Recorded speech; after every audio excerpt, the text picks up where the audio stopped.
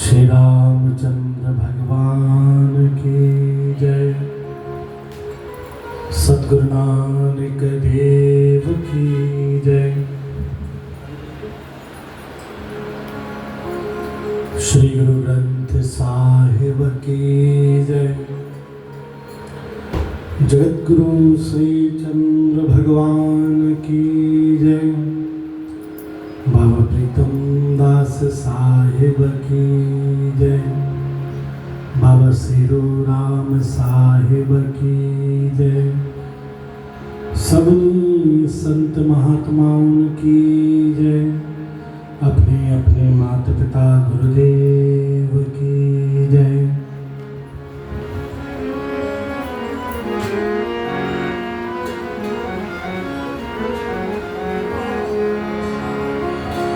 प्रथमे गुरुवंदना करा, फिर मनावा तृतीय सुमिरामा शारदा। मेरे कंठ करो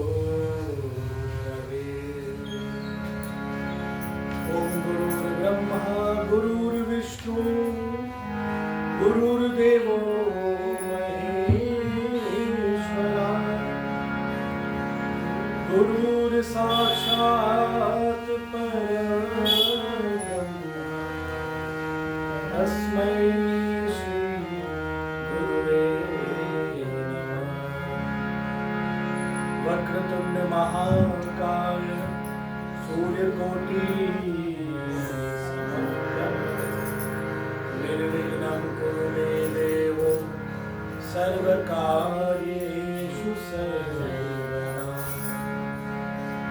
गजाननं भूतगणाधिसेवितं कपितजम्बूफलचारुभक्षणम् उमासुतं शोकविनाशकारकम् नमामि विघ्नेश्वर पादपङ्कजं। नमामि विघ्नेश्वर पादपङ्कजम्।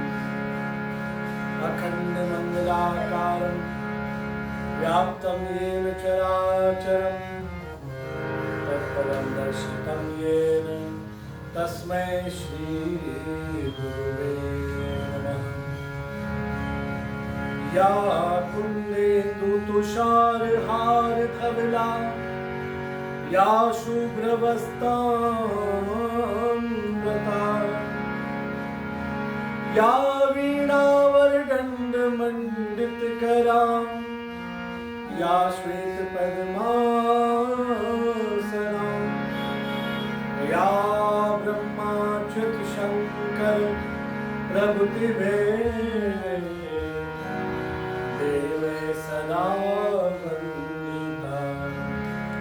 सा मां पातु सरस्वती भगवती निःशेषजाड्यापः।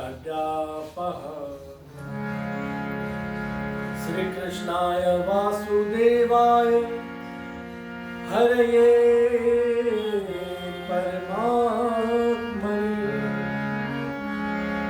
प्रणतक्लेशनाशाय श्री गोविंदाय नमो नमः। सच्चिदानंद रूपाय विश्वोत्पत्त्यादिहेतवे तापत्रय विनाशाय श्री कृष्णाय वयं वंशी विभूषित करा पीतांबरा धरुणबिंब फलाधरोष्टा पूर्णेन्दु सुंदर मुखा नेत्रात् कृष्णात् परं किमपि तत्त्वहं न जाने।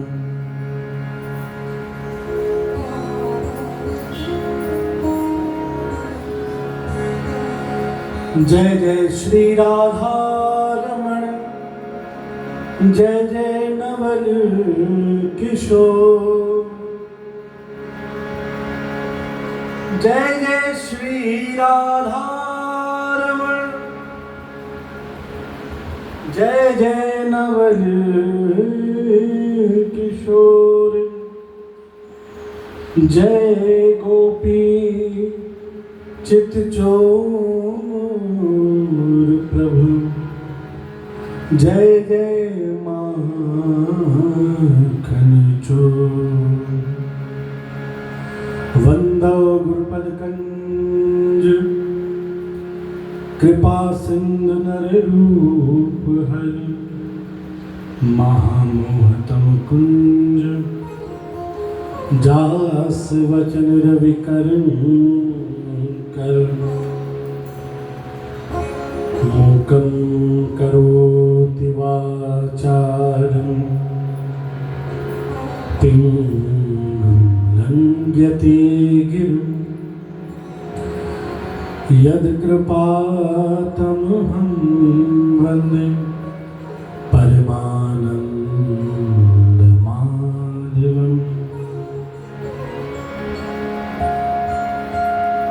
भक्त भक्ति भगवंत गुरु,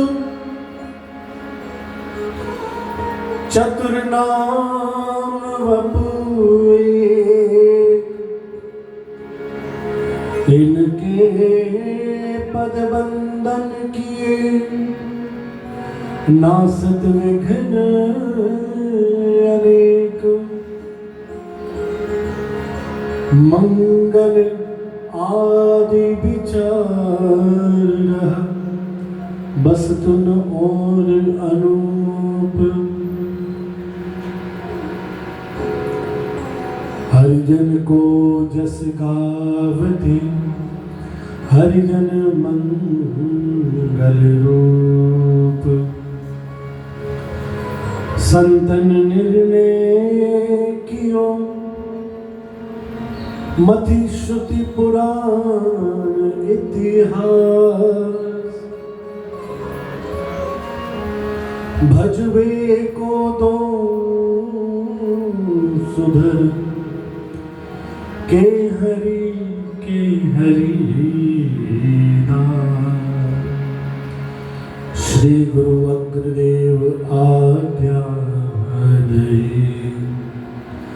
भक्तन को जस गाओ। भवसागर के तरन को, नाहिन को उपार। अजय ध्यान तो बंद कर चल रही है।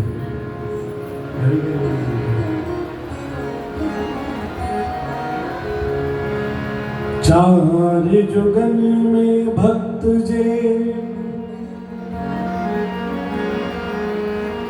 चार जुगन में भक्त जे। तिनकी पद धूल, सर्वस सिर धर राखियो। मेरी जीवन डोर, सर्वस सिर धर राखियो। मेरी जीवन डोर। बार बार वंदन करो, श्री नाभा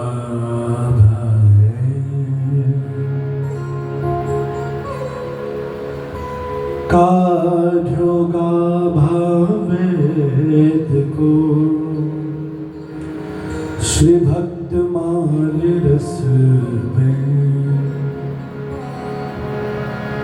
श्री प्रियादास के पद कमल। पुनिवंदो बारंबार,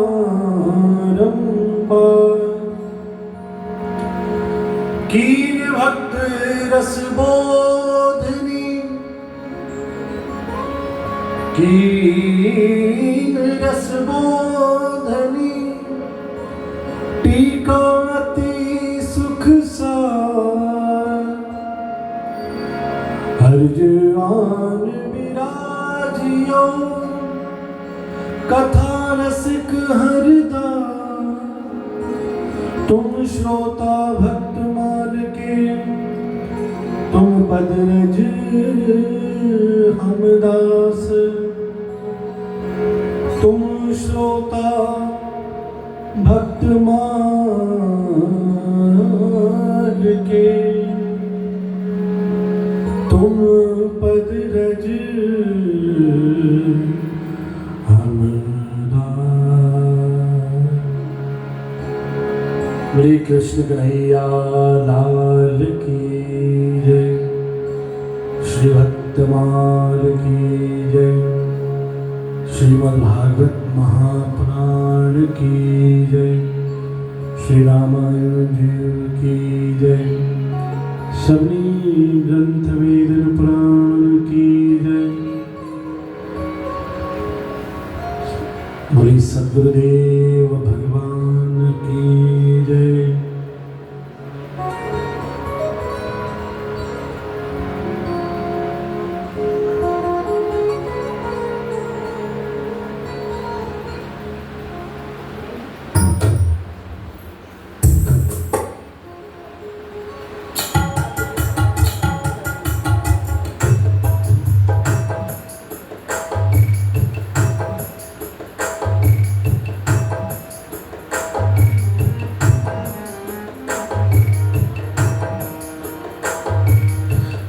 कृष्ण गोविंद हरे मुरारी, हे नाथ नारायण वासुदेवा।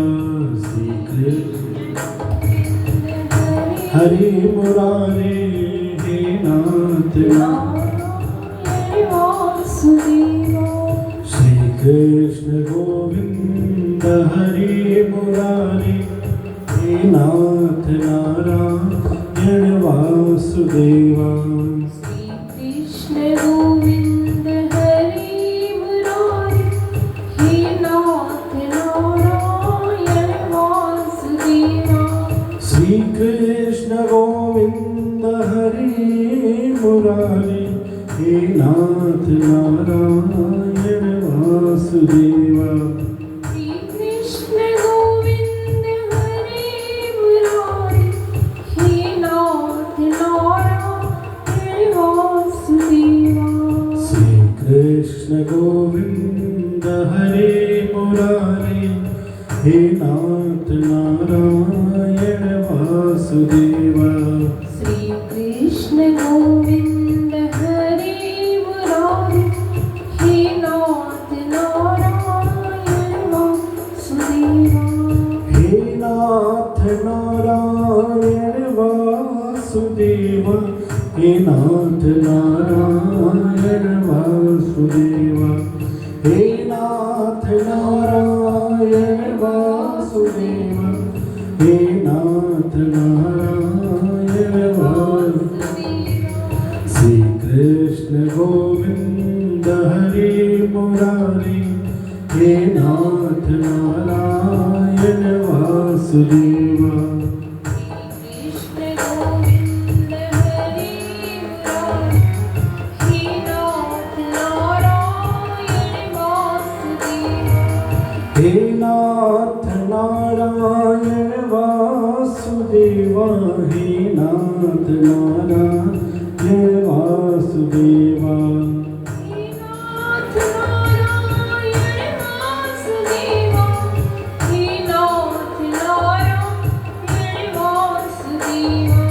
श्री कृष्ण गोविंद हरे मुरारी, हे नाथ नारायण वासुदेवा। कृष्ण गोविंद हरे मुरारी, हे नाथ नारायण वासुदेवा। गोविंद मेरी यह प्रार्थना है, भूलो मन में ना कभी तुम्हारा। निष्काम हो के नित नाथ गाऊं, गोविंद दामोदर माधव की। गोविंद मेरी यह प्रार्थना है, ढूंढूं न मैना न कभी तुम्हारा।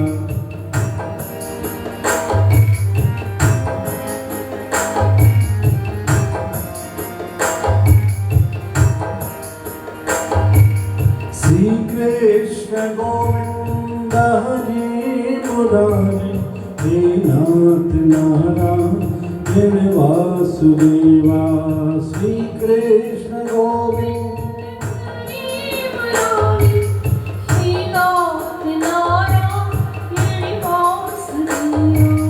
देहांत काली तुम सामने हो, बंसी बजाती मन को रिझाती। देहांत काली तुम सामने हो, बंसी बजाती मन को रिझाती। श्री कृष्ण गोविंद हरि मुरारी, हे नाथ नारायण वासुदेवा। श्री कृष्ण गोविंद हरि मुरारी, हे नाथ नारायण वासुदेवा। गोविंद मेरी यह प्रार्थना है, भूलो न मैना न कभी तुम्हारा। गोविंद मेरी यह प्रार्थना, भूलो न मैना न कभी तुम्हारा। भूलो न मैना न कभी तुम्हारा। भूलो न मैना न कभी तुम्हारा। हरे कृष्ण कन्हैया लाल की।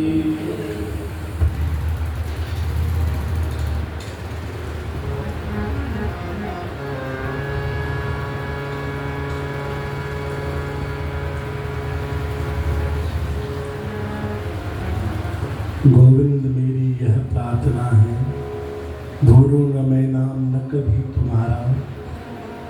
निष्काम होकर नित नाथ गाऊं, गोविंद दामोदर माधवेति।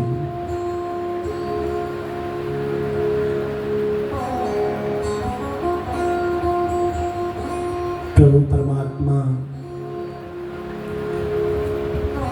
जिस भी भक्त पे पहले कृपा करते हैं,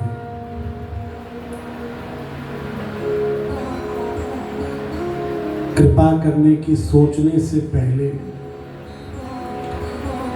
उस भक्त, उस प्यारे,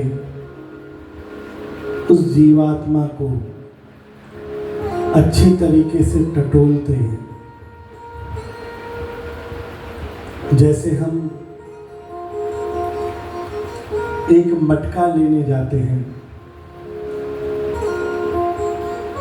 उस मटके को घर लाने से पहले हम बार बार ठोक बजाकर देखते हैं कि कहीं से शायद फूटा तो नहीं है।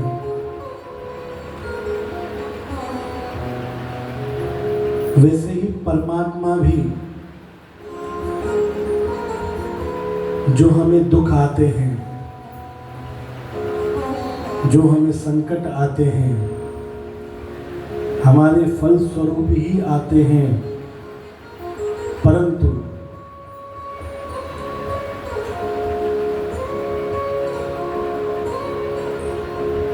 भगवान की माया का जब प्रभाव प्रबल रहता है,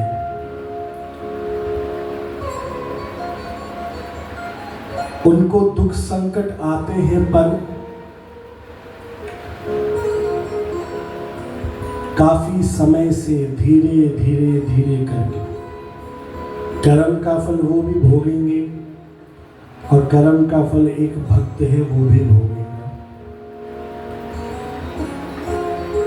पर एक ये लीला भगवान की है, जो माया में ज्यादा है, उनके जो दुख कष्ट हैं इतनी जल्दी सामने नहीं आते हैं, और जब आते हैं तो वो उस स्थिति के बचते ही नहीं हैं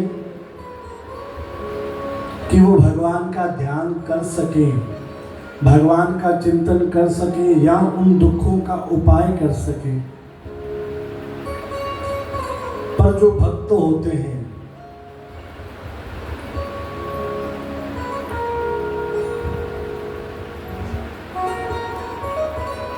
उनको दुनिया भर के दुख सारे एक साथ आ जाएंगे।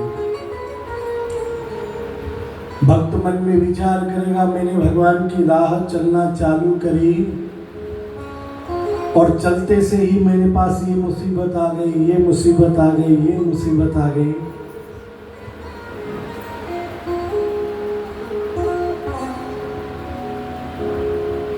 पर जो सच्चे भक्त होंगे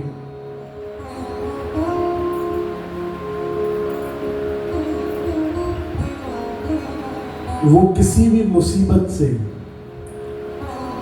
किसी भी बात से पीछे नहीं हटते।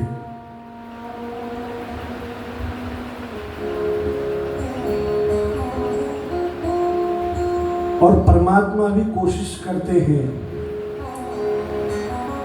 कि ये अगर ये मेरा सच्चा भक्त है तो मैं इसका कोई कर्मों का हिसाब बाकी ना रखूं,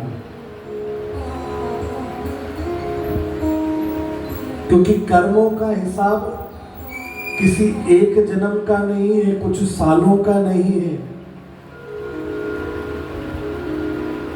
84 लाख जोनियां हैं।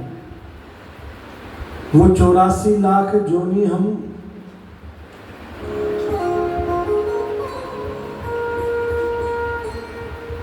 कभी जल के जीव बने हैं, कभी धरती पर विचरने वाले जीव बने हैं, गाय, बिल्ली, कुत्ता इत्यादि इत्यादि। कभी पक्षी बने हैं आकाश में उड़ने वाले,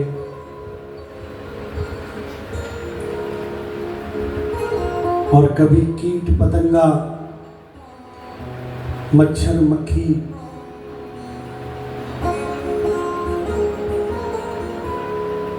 हमें तो शायद नाम 10 या 15 या ज़्यादा से ज़्यादा 20 पता होंगे, पर 84 लाख जोनियां हैं। कोई एक दो नहीं, 84 लाख। और आत्मा हमारी वही एक है। और जो कर्म संचय कर रही है वो आत्मा कर रही है, शरीर नहीं कर रहा है। जो कर्म इकट्ठा करने का काम है, चाहे अच्छे चाहे बुरे, वो हमारी आत्मा कर रही है।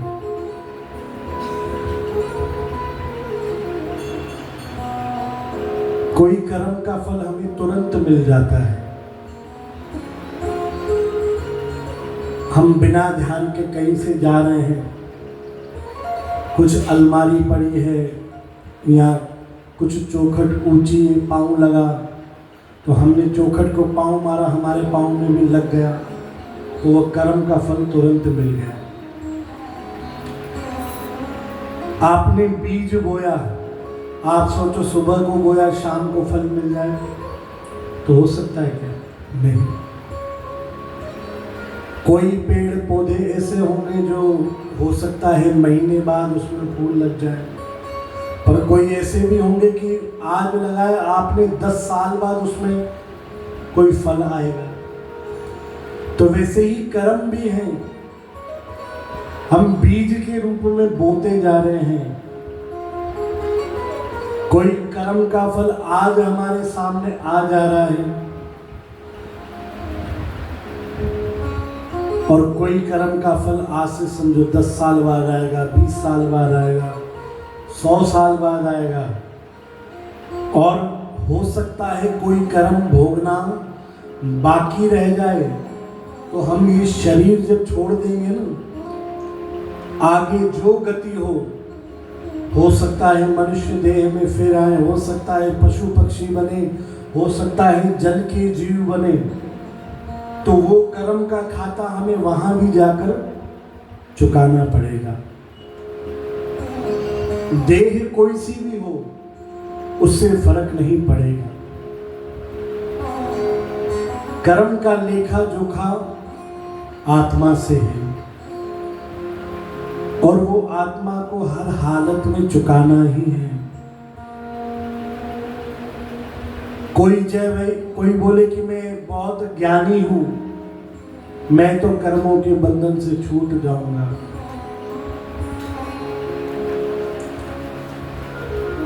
कोई कहे मैं बहुत बलवान हूं, मैं कर्मों के बंधन से छूट जाऊंगा। कोई कहे मैं बहुत धनवान हूं, मेरे पास बहुत पैसे हैं, मैं उस धन के बल से कर्मों से छूट जाऊंगा। यही 3 चीजें हैं जिन पे हम अभिमान करते हैं, धन, बल और ज्ञान। पर विचार करिए,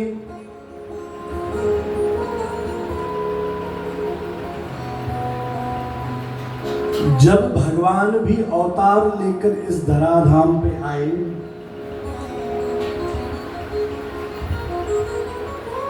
चाहे वो कृष्ण रूप में हो, चाहे राम रूप में हो, चाहे वामन रूप में हो, जिस भी रूप में भगवान अवतार लेकर आए, उन्होंने कष्ट सहे हैं।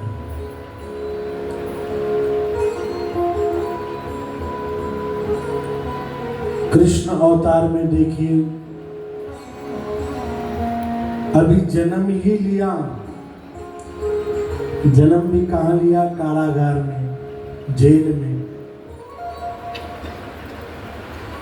बोलो जय श्री कृष्ण, बोलो राधे श्याम।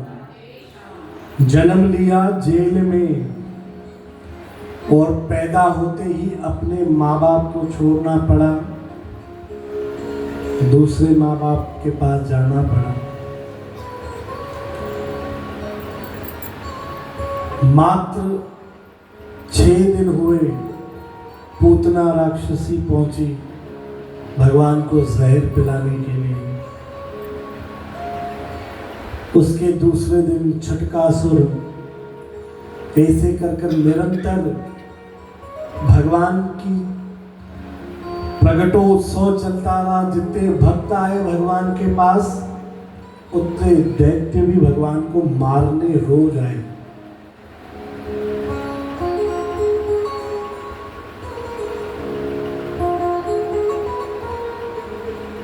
दस 15 साल इस माता पिता के पास रहकर फिर ब्रज छोड़ना पड़ा।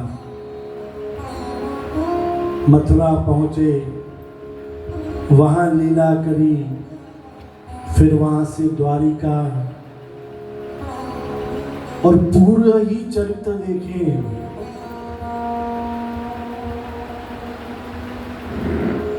कि अपने ही वंश के कारण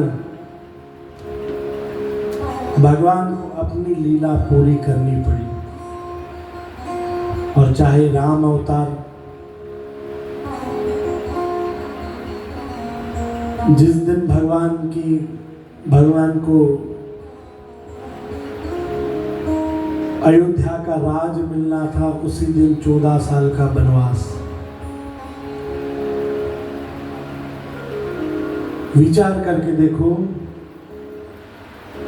जो ये दुख कष्ट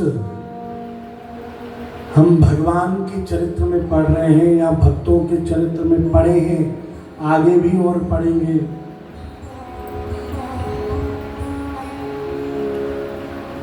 कि किस प्रकार मीराबाई के चरित्र में आता है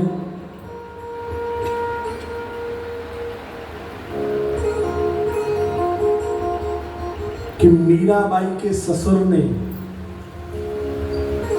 मीराबाई के पास जहर का प्याला भेजा। मारने की तो बहुत बार कोशिश करी, कभी सांप से, कभी शेर से। इस बार जहर का पूरा प्याला भर के भेजा दासी के हाथ। कहा जाकर मीरा को बोलना, ये भगवान का चरणामृत है। जैसे ही दासी ने देखा, दासी ने कहा मीराबाई से आकर कि ये लो, ये भगवान का चरणामृत है।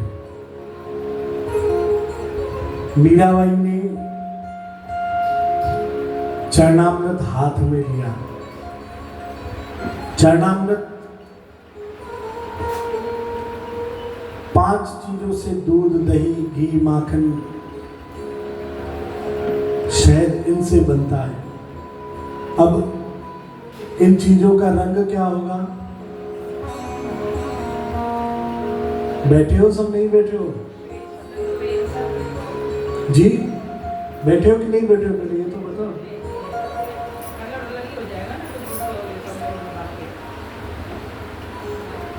एक क्लास में टीचर ने बच्चों से पूछा, सच और भ्रम में फर्क बताओ।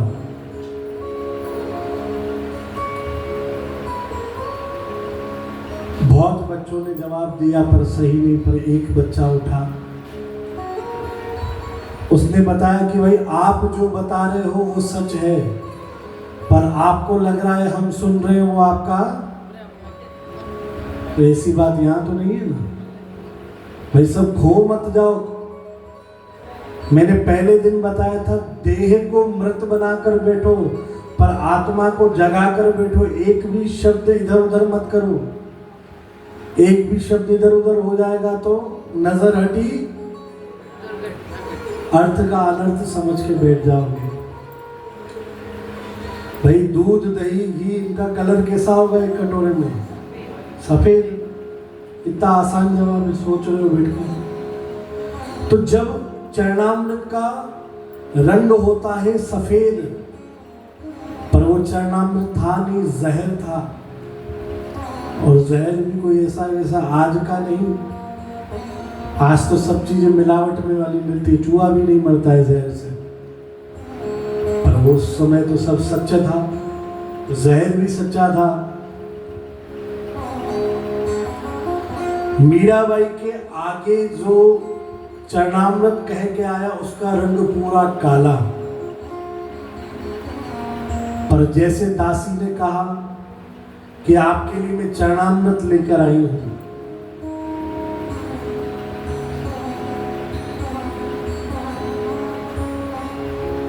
वैसे ही मीराबाई ने दर्शन किया कटोरे में। और दर्शन करके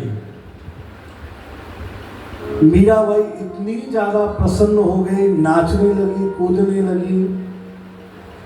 दासी को पता था इसमें जहर है। मीराबाई से कहा, ये क्या कर रहे हो?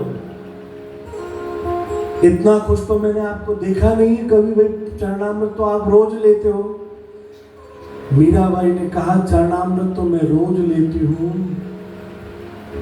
रोज सिर्फ चरणामृत मिलता है, पर आज लग रहा है मेरे ठाकुर खुद इस चरणामृत में बैठकर आ गए, क्योंकि काला रंग तो उसी का है। आज स्वयं ठाकुर इस चरणामृत में बैठ के आ गए हैं। लगता है मेरे ठाकुर मुझे कबूल करना चाहते हैं। और गट गट कर कर पूरा पी गई।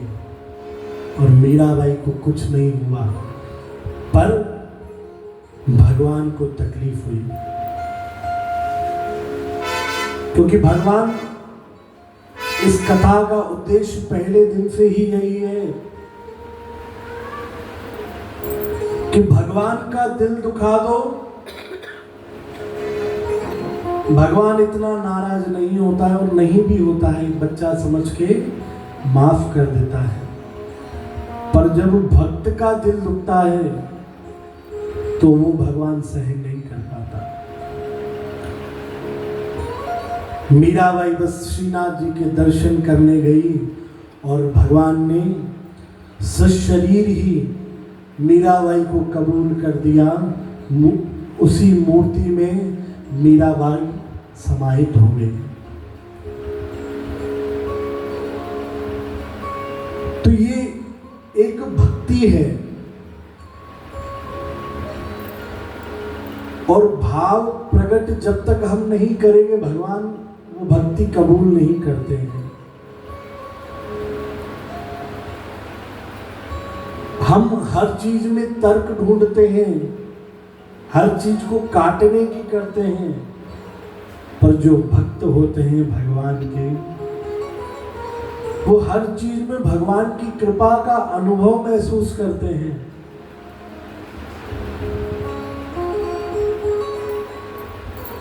हर चीज प्रभु की कृपा लगती है।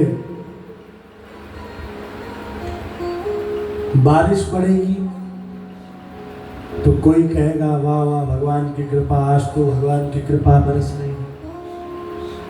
पर जिस व्यक्ति को तर्क कुतर्क करने की आदत, अरे रोड गंदे हो गए, कपड़े गंदे हो गए, अब कपड़े कहाँ सुखाएंगे, तो जो तार्किक व्यक्ति होगा उसे कोई भी चीज दुनिया की अच्छी नहीं लगेगी। पर जो भगवान का भक्त होगा वो दुख में भी, संकट में भी, मुसीबत में भी भगवान का अनुभव करेगा कि आज भगवान की मेरे ऊपर नजर है। क्योंकि फल देने का काम सुख हो चाहे दुख हो, काम किसका है? तो भगवान ने आज नजर करी है मेरे ऊपर, चाहे वो सुख के रूप में मेरे ऊपर नजर आई, चाहे दुख के रूप में भगवान मुझे आज देख रहा है, ये चीज आज दिखी, भक्त ये सोचेगा। बोलो जय श्री कृष्ण, बोलो राधे श्याम। हर स्थिति में, परिस्थिति में हम उस भगवान का अनुभव करें। कथा कौन सी चल रही थी भाई? उसके पहले कहाँ थे? थोड़ा थोड़ा बताते जाओ, एक दूसरे का पल्लू पकड़ो।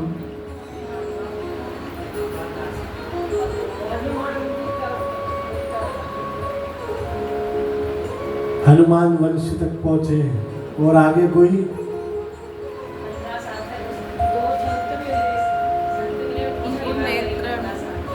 मैं देखो एक सरल तरीका बता रहा हूं। मैं यहाँ पे आप 1 घंटा सवा घंटा बैठकर जा रहे हो, कथा सुन रहे हो, संभव नहीं है कि पूरी याद रहे। किसी को कोई बात, किसी को कोई बात, तो YouTube पे कथा डली हुई है, सुनो, 1 बार सुनो, 2 बार सुनो, 3 बार सुनो, क्योंकि ये सुनने से ही चित्त में बैठेगी और कौन सा वचन, कौन सी कथा किस रूप में कहाँ काम आ जाएगी। जो हम दुनिया की वस्तुएं जोड़ते हैं ना, जैसे कार, बंगला, 2 व्हीलर, मतलब दुनिया के जो साधन होते हैं,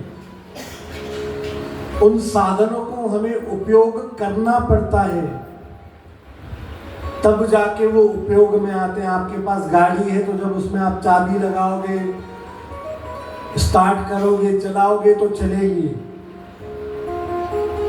पर आप कभी ऐसा हुआ है कि आपको कहीं जाना हो, आप घर से बाहर उठो, गाड़ी खुद ही चल के आपके घर के बाहर आ जाए, आप गाड़ी पे बैठो, घुमा फिरा के वापस आपको छोड़ दे? कभी ऐसा होता है क्या? नहीं। जो दुनिया के साधन हम इकट्ठे करते जाते हैं तो उसका उपयोग भी हमें खुद करना पड़ेगा, श्रम करना पड़ेगा। पर जो सत्संग में हम वचन ले रहे हैं, जो हम सत्संग सुन रहे हैं, समझने की कोशिश करेंगे, उन्हें जितना इकट्ठा करेंगे ना, तो हमें बार बार उन्हें उपयोग करने की जरूरत नहीं पड़ेगी, खुद ब खुद वो हमारे जीवन में आड़े आ ही जाएंगे। कभी किसी मुसीबत में होंगे, वो वचन खुद ब खुद आगे आ जाएगा कि हाँ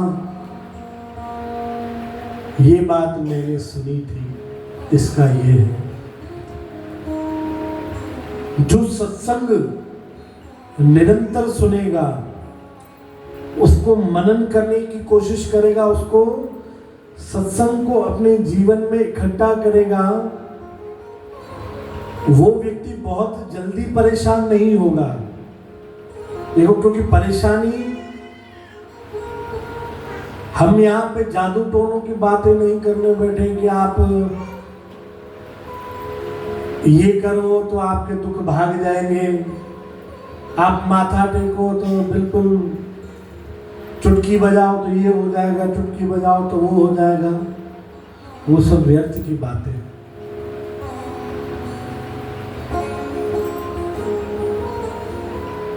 आप परमात्मा से जुड़ोगे, सत्संग से जुड़ोगे, तो जीवन में चलने का तरीका आपको आएगा।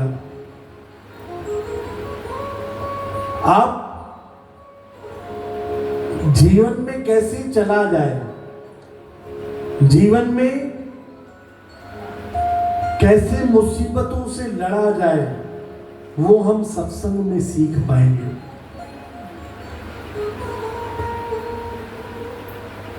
और सबसे